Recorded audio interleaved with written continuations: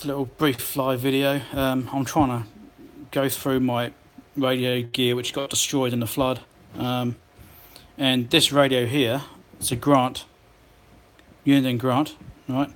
I purchased this brand new 25 years ago because I couldn't believe I could get one, because I'd never seen one for sale brand new before. So I purchased it, grabbed it. It was still brand new in the box, unopened. I never even opened the case up on it, and this was at floor level, which got ruined in the flood. So, being saltwater, it's likely to be completely stuffed. So I'm just flushing it out now. Yeah, it's President Grant, same thing, but this is a Uniden Grant. It's just rebadged. It basically is a President Grant. And yes, I've had this thing since new, sitting in a box, brand new, for 25 years. So, hi Peter. So yeah, it's a bit of a shame because I've been looking after this thing. You know, it's a bit of a collector's item. You know, it was mint condition in the box, all the packaging, everything, and it's just like wrecked. So you know, it's like slime through it, and it's just not very nice at all.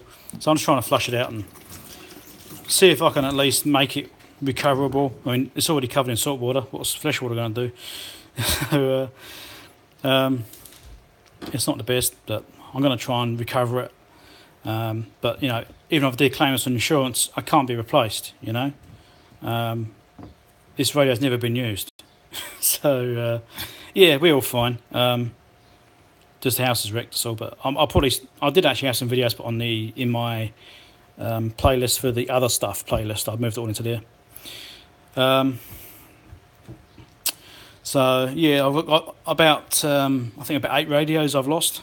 All went underwater because I had all these project radios stacked up to do videos on, and having one in a box together on the floor, and the whole lot got wrecked. So all these radios are going to refurbish because I had them in storage for years, and this is one of the ones I was going to just check out and make sure it was all right, and it was in that set. But yeah, you can see here it's all just like, it's just yuck. So it's a real shame. So this is a mint condition radio, you know. Physically, you know, it's perfect, but I'm hoping I can rescue the trunks. What I've also found is that a good thing to use is white vinegar because it helps to stop corrosion. Or, you know, reverse. It's good for like cleaning up corroded battery contacts, stuff like that.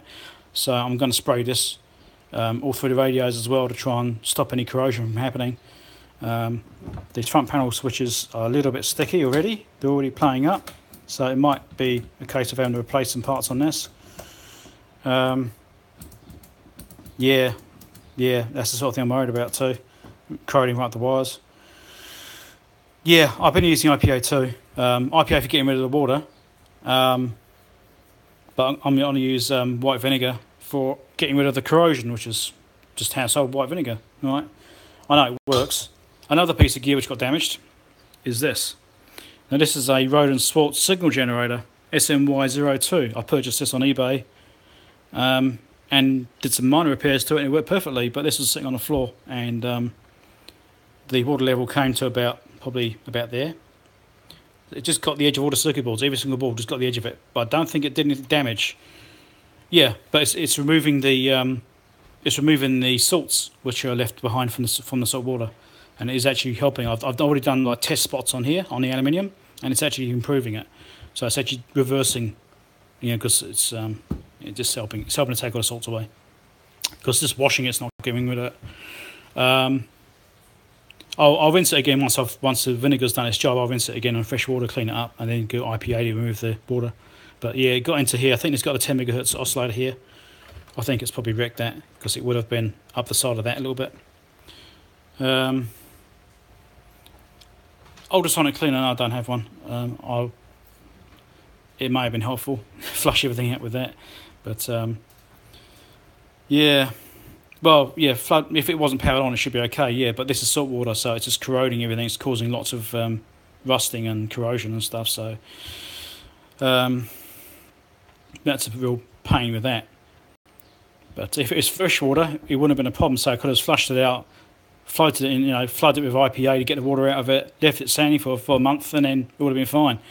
But yeah, being salt water, it's rusting everything, so I've got to try and get rid of all the corrosion and get the salt out of it, which is the hardest part because it just wants to keep on rusting. So yeah. So this is just annoying. This one particular radio here is really irritating, you know, because I've been looking after this radio for 25 years, you know. I had to break the seal on it. It's still sealed. So, well, that's the other thing. You know, of course, my lab is all destroyed, basically. Well, it's okay, but I can't really use it. The house has got to be gutted. So they've got to rip out all the floor linings, all the wall linings, insulation, that sort of stuff. It's all got wet. Everything got wet. It's got to be ripped out. So I'm going to actually have trouble recording videos for a while.